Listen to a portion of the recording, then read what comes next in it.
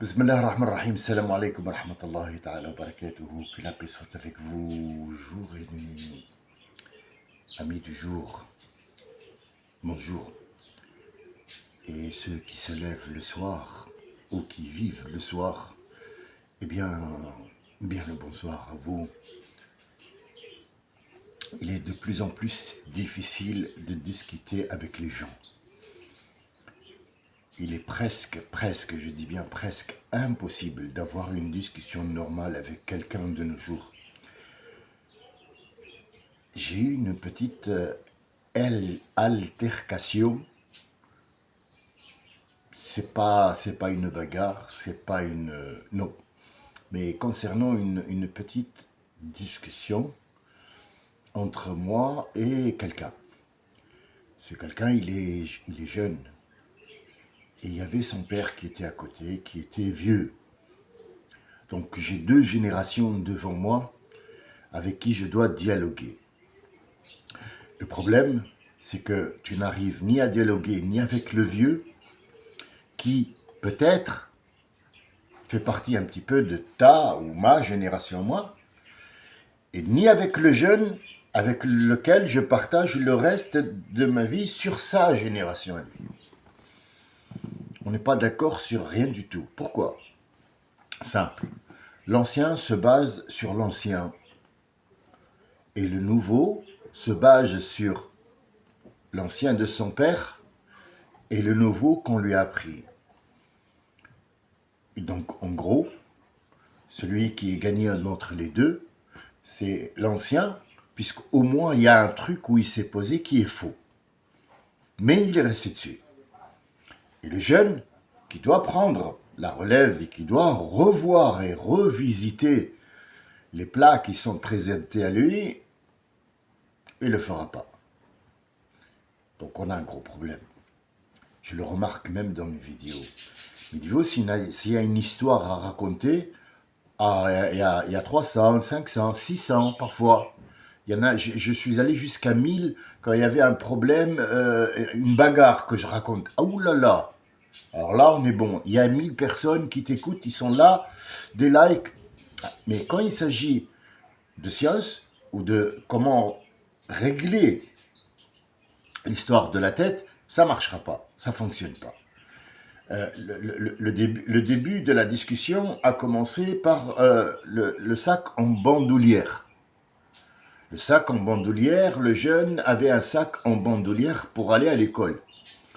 Et bien sûr, il était sur son jeu, hein, on est bien d'accord. Donc la tête, elle est sur le TikTok ou alors le truc. Je vous jure, je vous le jure, je n'ai pas à vous le jurer, vous le savez de toute façon.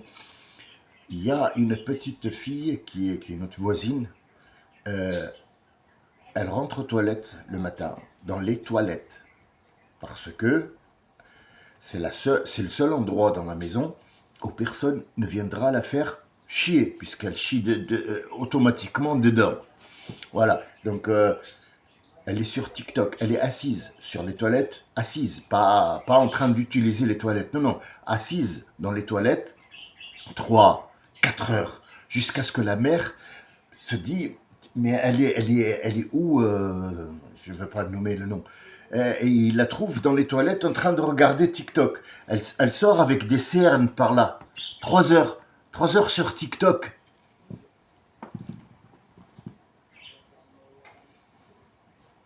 Qu'est-ce qu'on fait? Donc le jeune, il était sur son truc, il avait une bandoulière. Une bandoulière, c'est un sac avec une bande qui se met à droite ou à gauche. Donc il était assez lourd. Et le monsieur, je le connais, mais c'est quelqu'un qui n'a rien à voir avec la religion, qui soit normal, nord-africain. Hein. Ça va, tranquille. Je dis, mais écoute, pourquoi ton fils, il porte ça? Mets-lui un sac à dos ou un truc, parce que là, ça va pas aller, il va être tordu. Il m'a dit, comment ça, tordu? C'est un sac, comme tous les jeunes. Hmm. Oui, non, mais c'est pas ça le problème. C'est que moi je m'en fous. Hein. Il se tord, ton fils, il se tord pas, c'est pas mon problème. Hein. Sauf que mon devoir, c'est de dire comment ça fonctionne, ça. Ah, il m'a dit, comment ça fonctionne? Tu vas me faire de la philosophie maintenant? Je dis non, non, non, c'est pas de la philosophie, c'est que quand tu vois quelque chose dans la vie, faut au moins que tu te demandes qu'est-ce que c'est. Si vraiment t'as pas des informations sur ça, c'est que tu as des informations sur rien du tout.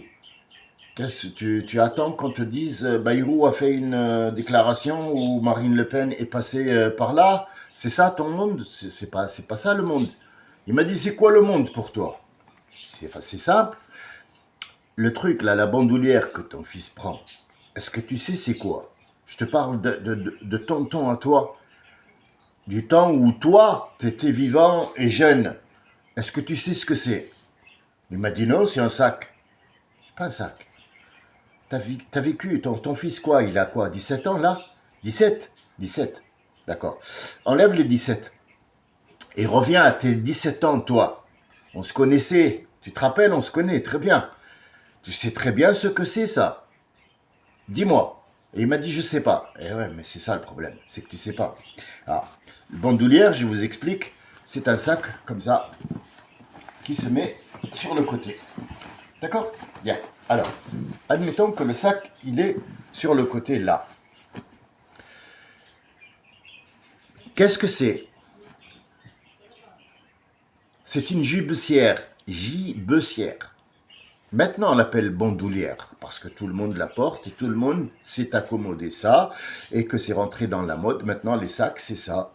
C'est plus que c'est à la main ou un truc comme ça. C'est moins chiant. Il peut utiliser ses deux mains pour faire quelque chose et le sac, il est accroché sur l'un des côtés ou à gauche ou à droite. Bien. Donc voilà. La gibecière, pourquoi on l'appelle comme ça? Je suis en train de lui expliquer. Donc déjà, j'ai pris le sac du jeune pour lui montrer, mais le jeune n'était pas d'accord. 17 ans, il commençait un petit peu à s'énerver parce que il était en plein jeu, et puis que le gars, là, il commençait à le saouler, il lui le rappelait le professeur. Et donc lui, tout ce qui est professeur et tout ce qui est tu vas m'enseigner, j'aime pas trop. Ils aiment pas trop ça, hein. Attention, les jeunes, ne leur dis pas, viens, je vais t'appeler, je vais t'apprendre comment il s'appelle le truc que tu tiens dans la main? Il te dit oh là, non, non, non, non, non, laisse-moi, je suis bien, ne me casse pas la tête. Non, non, commence pas à me prendre la tête. En fait, c'est ça les jeunes de maintenant. Faut pas leur dire, ça sert à rien du tout. Ça sert absolument à rien. Il t'écoutera pas, il est dans un autre monde. Moi, je reste pas, je suis pas pessimiste, mais je dis que il y a pas de, c'est fini, c'est la fin. Je suis pas pessimiste, hein, mais c'est la fin. Il y a une fin à tout. Et chacun voit midi à sa porte. Et chacun te dit, ouais, c'est pas parce que toi, tu as eu une altercation avec un jeune que tous les jeunes, tous, illa man rahima rabbuk. Illa man rahima rabbuka, sauf ceux qui ont eu la miséricorde de Dieu et la clémence. Et ils sont très très peu. Ça veut dire que si c'est très très peu, ils font pas leur travail, ça y est, c'est fini. Le truc, il s'arrête, il n'y a plus de Dieu. C'est comme si tu avais un chargeur de 12 volts, et 12, bon, je suis généreux, 12 volts devant une prise de 120 volts. C'est pas pareil, quoi. Ça n'a plus aucun sens. Donc voilà, une gibecière, c'est un sac où on mettait le gibier. Il était généralement fabriqué en filet ou alors en cuir, où on mettait le gibier pour avoir les deux mains libres et chasser et que le chien aille chercher le gibier. Il est devenu un sac en bandoulière. Est-ce qu'il y a un problème là? Non. Non.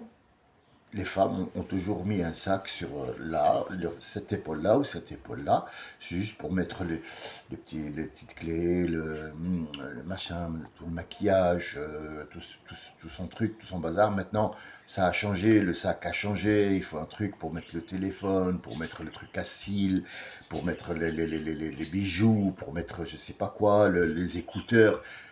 Ça a changé en fonction de la vie.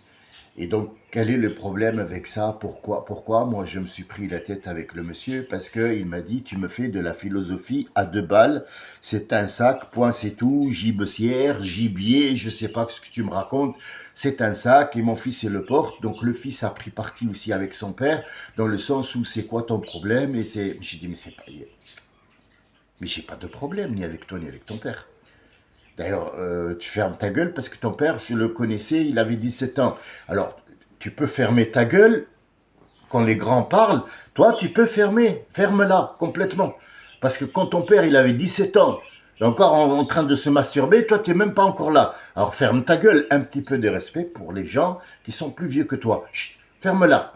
Il m'a dit, non, mais ça, c'était votre temps. Maintenant, moi, j'existe. Ah bah, t'existes. Je pense pas que t'existes. Je pense pas. Et je lui ai donné un exemple. Il m'a pas répondu. Il avait ça, il avait les mains prises et il avait l'arrêt du bus, donc il devait porter le sac de son père. J'en ai profité pour lui poser la question et je lui dis, tu vas le porter comment? Regardez la réponse, elle est plus con que ce que je pensais. Moi, je m'attendais à une autre réponse plus intelligente, disant pour détendre l'atmosphère, ce sera toujours un copain d'enfance, hein, mais on ne s'est pas bagarré. Mais bon, moi maintenant, je l'expose comme ça, comme si c'était une bagarre, mais c'est pas une bagarre, c'était une discussion assez corsée où il y a eu une petite altercation et je l'ai utilisé pour vous dire que on ne comprend plus rien. On ne comprend plus rien. Il avait le sac en bandoulière là, donc sur ce côté. Je lui ai dit maintenant le sac là des courses, tu vas le prendre comment? Parce que son père il avait mal au genou donc il pouvait pas porter. Bah il m'a dit bah réfléchis. Ah, il me dit à moi de réfléchir. Hein. Il m'a dit bah avec la main qui est libre. Bah oui, cette main il y a le poids. Il y a le poids du truc et en plus je peux pas mettre le sac par là, je vais le mettre par là. Réfléchis à Amsami. Alors j'ai dit, je suis pas âme, je suis pas ton tonton, déjà je serai jamais fier d'être ton tonton. Mais je t'explique un truc, jeune homme. Écoute-moi bien. Ton arrogance, elle mènera nulle part. Tu sais pourquoi? Parce qu'il y a un vieux qui te parle. Et s'il y a un vieux qui te parle, c'est qu'il a de l'expérience quand même. Pas tous les vieux, mais moi, en l'occurrence, j'ai des choses à t'apprendre. Ta bonne doulière. Après, je m'en vais, il n'y a pas de souci. Après, je m'en vais. Ta bandoulière ou ta gibecière, comme on dit tabatière. Tabatière, c'est un petit sac où on met le tabac à chiquer ou alors dans la pipe.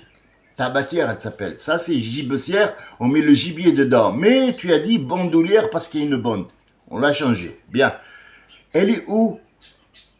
Bah, il m'a dit, elle est sur ma gauche. Donc, c'est sa gauche, hein, d'accord? Sur ta gauche. Ok, ça marche. Et toi, tu vas prendre le poids avec ta main droite. Bah oui, il m'a dit, bah oui, mais attends, réfléchis un peu quand même. Franchement, c'est pas que je veux être comme toi, mais tu racontes n'importe quoi. D'accord. Dis-moi, la gibecière qui est à la gauche, le poids, il est où? Il m'a dit, le poids, il est où? Ben, il est sur la gauche. Sur la gauche, t'es sûr? Si le poids était sur la gauche, ça serait ça. Ça, c'est le poids sur la gauche. Mais là, tu t'as mis là. Le poids, il est où? Ouais, il m'a dit, joue pas sur les mots. Non, le poids, il est où? Le poids de la gibecière ou de la bandolière, il est où? Dis-moi, il est où? Juste, réponds-moi juste. Cherche pas. Écoute, quand tu réalises que tu as dit une connerie, que tu t'es entêté et que les gens te regardent faisant la connerie et que tu continues, c'est là que tu es vraiment con. Mais je sais que tu es intelligent. Dis-moi, le poids de la gibecière, il est où? La question, elle est simple. Ouais, il m'a dit, bon, il est là. Ah, sur la gauche. Et donc, tu prends le sac avec la gauche, donc tu as mis tout le poids sur la gauche, sachant que ta gibecière, elle est à droite et que tu t'entêtes à me raconter des conneries. Et tu t'entêtes à me sortir, moi, comme étant vieux jeu et que je te fais de la philosophie à 2 balles, mais en fait, t'es con. Alors, cette histoire, qu'est-ce qu'on en tire, en fait? C'est une histoire banale qui arrive tous les jours. Moi, c'était pour la bandolière. Tu peux lui dire qu'est-ce que tu fais avec ce jeu, ou arrête de fumer, c'est pas bien parce que ça va te tuer, ou arrête de boire de l'alcool, ou ne vole pas. C'est pareil. Ces trucs-là, on va les raconter tous les jours, tous les jours, tous les jours. Et tous les jours, ils vont s'entêter à te dire ouais, mais toi, t'es vieux, t'es machin. Ni le vieux a compris, ni le jeune a compris que quand tu fais quelque chose, même tu vas fumer un joint ou tu vas un truc. Est-ce que tu es conscient des risques? Est-ce que tu as calculé le poids de la chose? Pas le poids dans le sens poids, mais le poids de cette responsabilité que tu vas avoir. Est-ce que tu l'as calculé? Ça gêne énormément les gens. C'est pour ça que ces genres de discussions que j'ai en enregistrement ne sont pas suivis. Même les vieux, ça les gêne dans le sens où ils se rendent compte qu'il y a un problème dans sa tête. Ils s'en rendent compte, donc ils se retrouvent dans cette bêtise. Donc ce qu'il fait, c'est que hop, ils zappent, ils changent à autre chose. Non, je ne vais pas l'écouter lui. Pourquoi? Parce que j'ai touché une corde sensible là où il a mal. Et ça, ils n'aiment pas. Ils n'aiment pas quand quelqu'un vient, dit est-ce que tu connais? Oh là là, il va te dire oh là là, il va nous faire son intelligent. Mais non, c'est mon devoir de te dire est-ce que tu connais combien il y a eu de Napoléon en France? C'est une question. Ta réponse, je la connais. Je la connais avant même d'arriver et de te trouver. Si jamais, dans ma tête à moi, je trouve un jeune, je lui dis combien il y a eu de Napoléon. Pourquoi on dit Napoléon Ier, Napoléon III, Napoléon Bonaparte? Pourquoi? Et quel est le lien entre eux? Il va te dire, qu'est-ce que je viens à foutre, moi? Oui, mais t'es français. Si jamais un de ces jours, t'as un problème avec les Allemands ou une guerre, tu vas dire, ouais, nous, les gens de Napoléon. Oui, mais c'est qui Napoléon? Tu le sais pas. Donc en fait, tu attends qu'il y ait une guerre pour dire, apprends-moi à Napoléon, pourquoi tu sais pas d'où tu viens, quel est ton pays, quel est ton truc, qu'est-ce que c'est que ça, bandoulière ou un truc à la mode, c'est quoi cette mode, elle vient d'où? Pourquoi il y a des pincettes? Pourquoi on fait un truc, un zap, une fermeture éclair? Pourquoi il y a des boutons? Pourquoi ça? Pourquoi cette mode? D'où elle vient? Le charleston, le pantalon pattes d'éléphant? Pourquoi on faisait des pattes avant? Pourquoi maintenant tout le monde a une barbe de 5 jours? Ce sont des signes à la con, en fait. Mais au moins, s'il n'y a que ça dans ce monde, au moins savoir pourquoi. Les gens avant, il fallait qu'ils se rasent de près, il fallait qu'ils soient propres. Ils appellent ça propre. Est-ce qu'avoir une barbe, c'est sale? C'est le problème. C'est le problème qu'il faut se poser.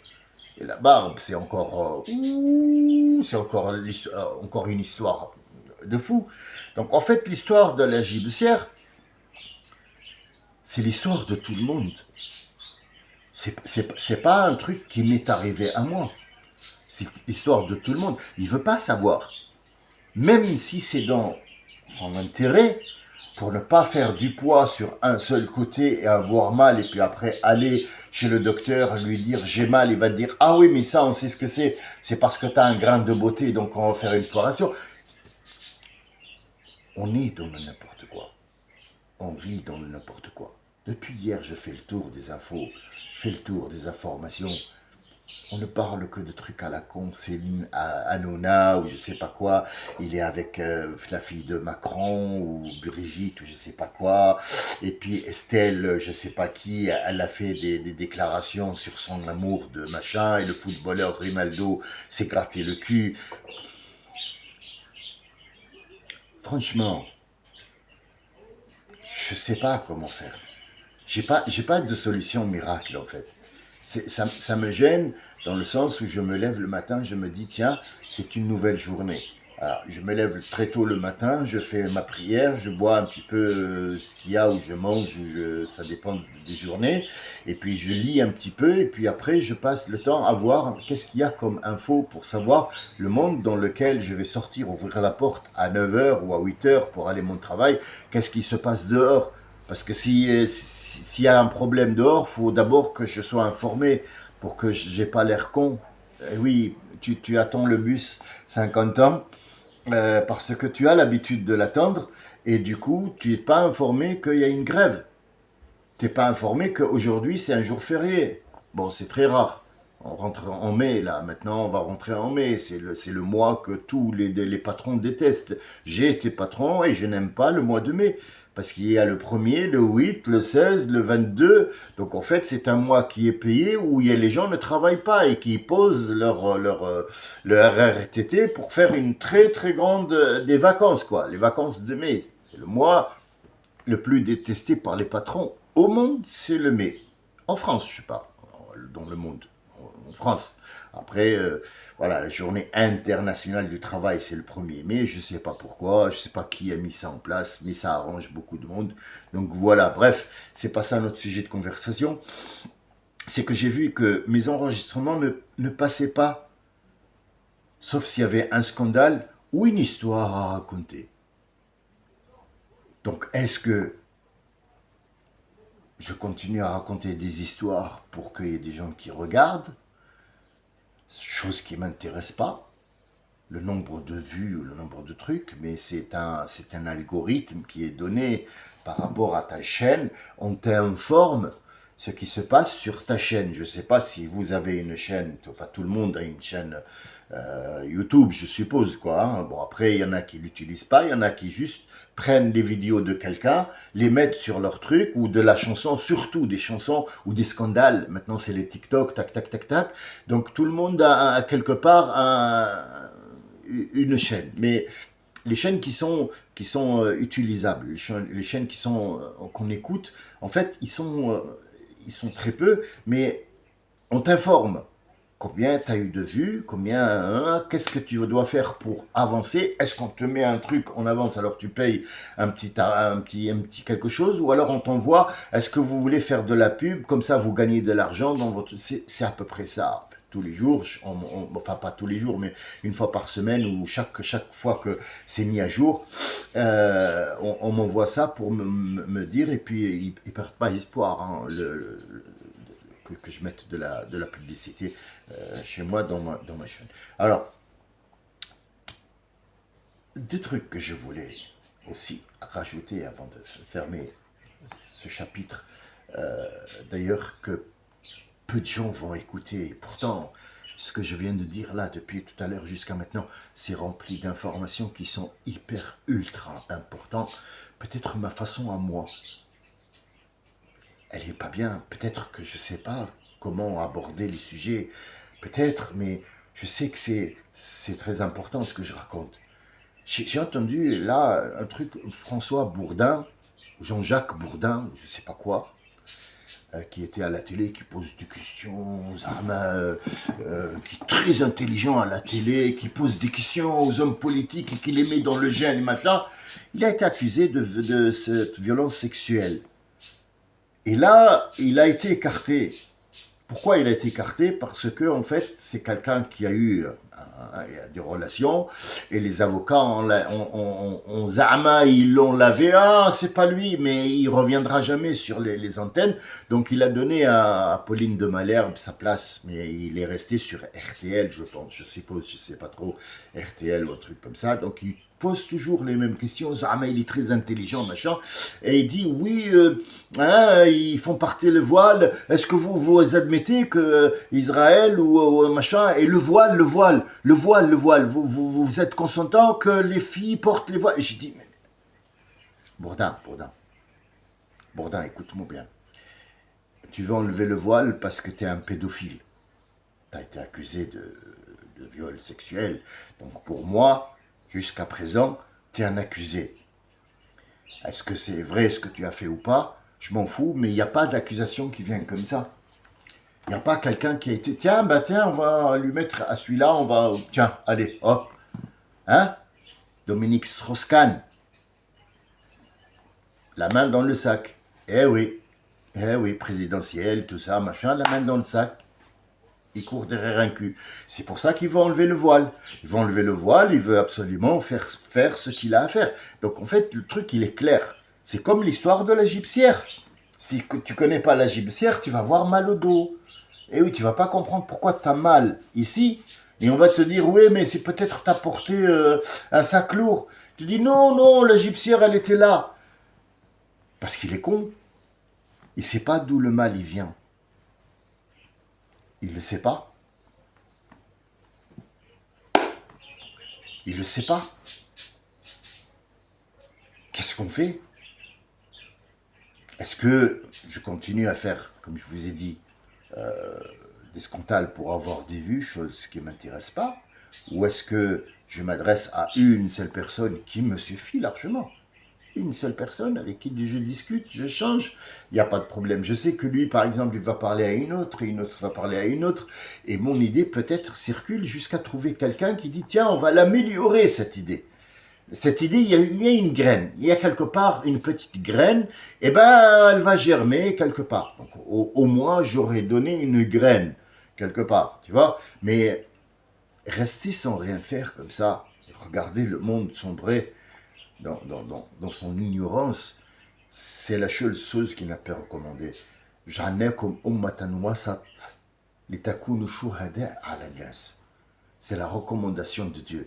Nous avons fait en sorte que vous soyez des gens qui ont le juste milieu. C'est pas Umma Wasat, ça veut dire nous sommes au milieu du siècle, il y a des gens qui sont avec nous, avant nous et des gens qui sont après nous. Ça, c'est l'explication d'un imam que j'ai. Je me suis levé, je suis sorti. C'était une Jumu'ah. Jumu'ah. T'es quelqu'un qui va donner des informations à des gens qui sont là, peu importe ils écoutent ou pas, mais toi, tu vas donner une information. Donc tu dis, waja'alnakum ummatan wasat, ça veut dire, il y a eu des gens avant vous, il y aura des gens la même quantité après, vous êtes au milieu. Non, non, non, non, monsieur, non, non, non, non, stop, stop, arrêtez. Arrêtez de donner des informations, s'il vous plaît. Ja'alnakum ummatan wasat, ça veut dire des gens qui ont un juste milieu dans la pensée, un juste milieu, pour savoir qu'est-ce qui est bien, qu'est-ce qui n'est pas bien. Et si la balance tourne, il faut la remettre d'aplomb. C'est ça. Pour que vous soyez témoin, vous témoignez à quelqu'un d'une gratitude ou vous lui témoignez d'une chose qu'il a fait pas bien. C'est ça le souci. Donc j'y reviendrai sur waja'alnakum ummatan wasat si vous le voulez bien, peut-être en fin de journée, peut-être demain. Je vous remercie de votre écoute. Je vous dis à très bientôt. Salam alaikum wa rahmatullahi wa barakatuh. Excusez-moi si j'étais un petit peu de mauvais poil, mais il y avait quand même de quoi. Salam alaikum wa rahmatullahi wa barakatuh.